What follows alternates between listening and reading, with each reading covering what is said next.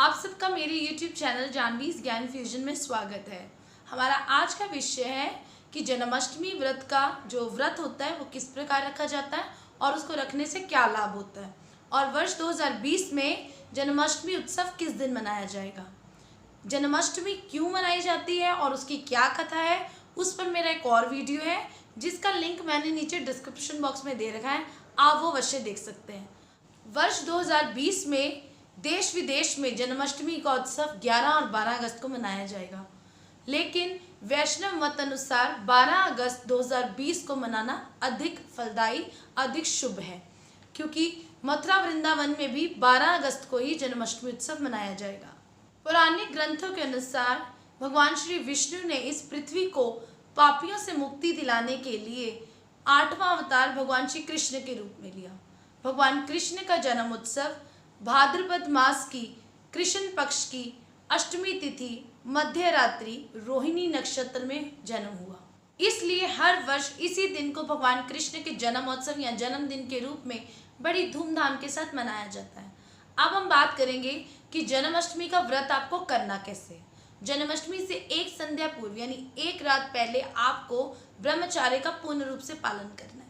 अगले दिन सुबह ब्रह्म मुहूर्त के समय उठकर स्नान आदि से निवृत्त होकर साफ वस्त्र पहनकर श्री कृष्ण भगवान की प्रतिमा के आगे हाथ जोड़कर बैठना है और अपने व्रत का संकल्प करना है। बिना संकल्प के आपको आपके व्रत का पूर्ण फल कभी प्राप्त नहीं होता, इसीलिए आपको हाथ में जल लेकर अपने नाम का उच्चारण करते हुए, अपने गोत्र का उच्चारण करते हुए और भगवान कृष्ण के आगे ये विनती करनी है कि हे प्रभु, आज मैं आपका ये जन्माष्टमी का व्रत करने जा रहा हूँ, तो आप अपनी कृपा दृष्टि मुझ पे हमेशा बनाए रखना, अपना प्यार बनाए रखना, और आपकी जो भी मनोकांक्षा है, आपकी जो मनोभिलाषा के साथ आप ये कर रहे हैं, वो भी भगवान कृष्ण के आगे वो प्रस्तुत जरूर कीजिएगा। आप इस दिन भगवान कृष्ण के 16 अक्षर का महामंत्र हरे कृष्णा कृष्णा कृष्णा हरे हरे, हरे राम राम राम हरे हरे, इसका उच्चारण कर सकते हैं, या ओम नमो भगवते वासुदेवाय नमः इस मंत्र का भी जाप कर सकते हैं। आप इस दिन पूरा दिन जो भी है कीर्तन जप तप करते आपको आनंदित होकर खुद भी आनंद प्राप्त करना है और अपने भगवान को भी आनंद देना है। तो इस प्रकार पूरा दिन व्यतीत करना है भजन कीर्तन करते हुए। एक बात बहुत महत्वपूर्ण है, आपके अंदर भाव जरूर होना चाहिए। आप कुछ भी धर्म कर्म का काम करते हैं, यदि वो भाव के साथ किया जाता है तभी उसका फल पूरी रूप से आपको प्राप्त होता है। यदि आप मान लीजिए कोई बहुत बड़ा यज्ञ करवा रहे हैं और आपके मन में कोई भाव नहीं है उसको करने का, तो आपको उस यज्ञ का कदापि फल प्राप्त नहीं होगा। इसीलिए कलयुग में भाव प्रधान है। आप बड़े भाव से अपने बड़े प्रेम के साथ जो भी कीजिए, मन लगा के कीजिए। यदि आपके घर में लड्डू गोपाल हैं तो आपको उनका भी विशेष रूप से सुबह के समय अभिषेक कराना पंचामृत से।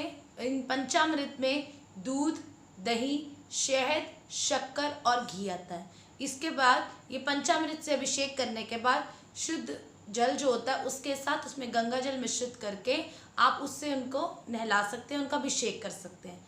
उसके पश्चात उनको नए वस्त्र धारण करवाने हैं और सुंदर सा श्रृंगार कीजिए, उनको बांसुरी दीजिए, उनको मोर पंख लगाइए।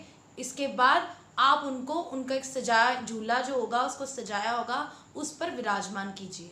आप सुंदर फूलों की माला से भी उनको सजा सकते हैं, उनको माला पहनाएं, पुष्प चढ़ाएं और इत्र लगाएं, और आपने जो भी घर में प्रसाद बनाया है उस प्रसाद को उनके आगे रखें, उनको भोग लगवाएं। सादा जल होता है उसको भी अवश्य रखें। इसके पश्चात आप दीप के साथ उनकी आरती उतारें, आरती कीजिए, और इस प्रकार आप अपने दिन की शुरुआत व्रत के साथ कर सकते हैं। रात 12 बजे जैसे कि भगवान कृष्ण का जन्म मध्य रात्रि के समय हुआ था, तो यदि आपके घर में लड्डू गोपाल हैं तो आप रात 12 बजे भी उनका अभिषेक कर सकते हैं। यही पंचामृत के साथ उनके ऊपर पुष्प वर्षा करते हुए आप उनको फिर से रात को भी नए वस्त्र धारण करवाएं, और इसी तरह आप रात को भी उनकी आरती करके उनको 56 प्रकार का भोग यानी 56 भोग भी लगा सकते हैं। पर एक बात है, रात 12 बजे से पहले उसमें आपका जो भी भोग होगा तुलसी पत्र 12 बजे के बाद ही रखना है। यदि आप 12 बजे से पहले इसमें तुलसी पत्र रख देते हैं तो वो भोग झूठा हो जाता है, और झूठा भोग भगवान के सामने कभी भी नहीं रखा जाता। जन्माष्टमी के व्रत वाले दिन आपको अन्न ग्रहण नहीं करना, यानी अनाज उस दिन नहीं खाना, आप फल ले सकते हैं। आपको इस दिन भगवान कृष्ण को माखन मिश्री और धनिये की पंजीरी का भोग अवश्य लगाना चाहिए, क्योंकि उनको ये बेहद पसंद है।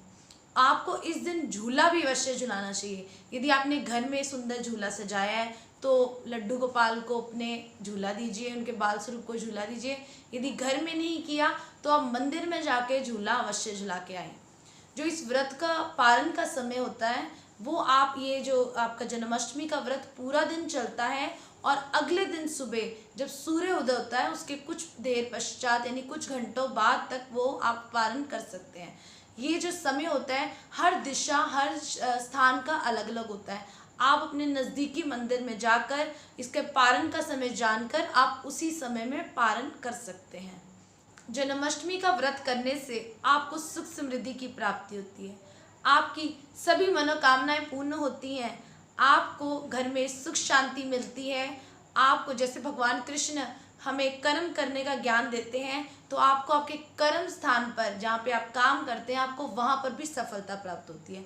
और सबसे महत्वपूर्ण बात ये कि भगवान कृष्ण की भक्ति से परिपूर्ण होते हैं। यदि आप सब भी भगवान कृष्ण की भक्ति पाना चाहते हैं, उनका प्रेम पाना चाहते हैं, तो इस जो फलदायक पुण्य व्रत है इसको अवश्य रखें अपनी स्वेच्छा से। यदि आपको ये मेरा वीडियो अच्छा लगे तो प्लीज़ लाइक और कमेंट अवश्य कीजिए। और यदि आपने मेरे चैनल को आज तक सब्सक्राइब नहीं किया तो नीचे बेल आइकन दबा के सब्सक्राइब कर दीजिए, ताकि इसी प्रकार की मेरी अन्य वीडियो की जानकारी आप तक सबसे पहले पहुंच सके। हरे कृष्णा, राधे राधे।